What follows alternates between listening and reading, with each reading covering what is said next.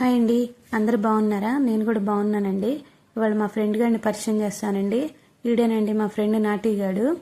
వీడంటే అందరికి ఇష్టమేనండి. పాపం మేము ఊరి దగ్గర నుంచి రాగానే మా కోసం పరిగెత్తుకుంటా వచ్చే ఏకైక పర్సను. నేను ఆ చిన్న పప్పి ఒకటి ఉంటే దాన్ని పిలుస్తున్నానని, నేనుండగా దాన్ని ఎందుకు పిలుస్తామని చెప్పి నా దగ్గరికి వచ్చి అరుస్తూ ఉన్నాడు. ప్లీజ్ నచ్చితే లైక్ చేసి సబ్స్క్రైబ్ చేయండి. హాయ్ అండి, అందరు బాగున్నారా? నేను కూడా బాగున్నానండి. ఇవాళ మా ఊర్లో ఉన్న మా పొలాలు చూపిస్తాను రండి. ఇది మా చేను పక్కన ఉన్న జొన్న తోట అండి. చాలా బాగుంది, అందుకే ఊరికే వీడియో తీశాను. ఇది మా మిరప తోట అండి. ఇప్పుడిప్పుడే మిరపకాయలు పండుతున్నాయి. మామూలుగా మా సైడు మిరపకాయల్ని 3 కోతలుగా కోస్తారు. ఫస్ట్ కోత కొంచెం పండినవి పైన పండినవి కోస్తారు.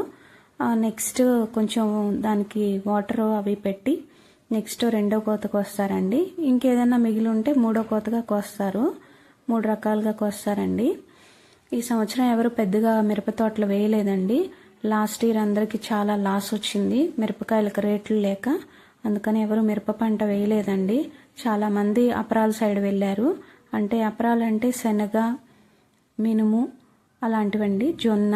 ఇంకా అపరాలంటే మన తినేవి ఏవైనా అపరాలేనండి. మేము కూడా చాలా నష్టపోయామండి.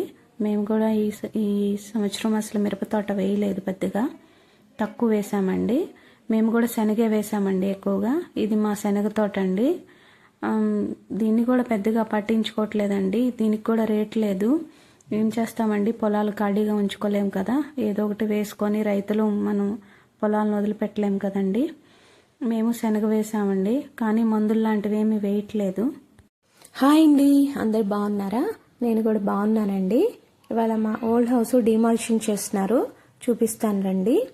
నేను ఊరి దగ్గర నుంచి వచ్చేతలకి చాలా వరకు క్లియర్ చేశారండి. చిన్న చిన్న గోడలు ఉంటే అవి పడేస్తున్నారు.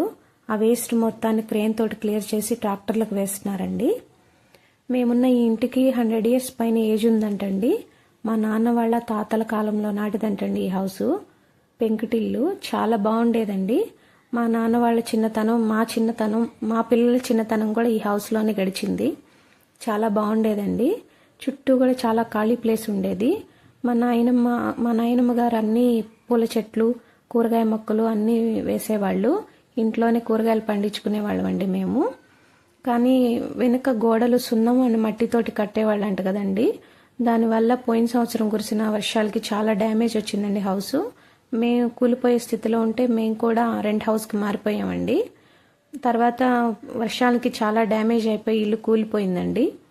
ఇంకా ఈ సంవత్సరం కొత్త హౌస్ కట్టుకుందామని మొత్తం క్లియర్ చేపిస్తున్నామండి. కానీ చాలా బాగుండేదండి పెంకుటిల్లు అయినా కూడా. ఇంకా అప్డేట్స్ కోసం నా ఛానల్ లైక్ చేసి సబ్స్క్రైబ్ చేయండి.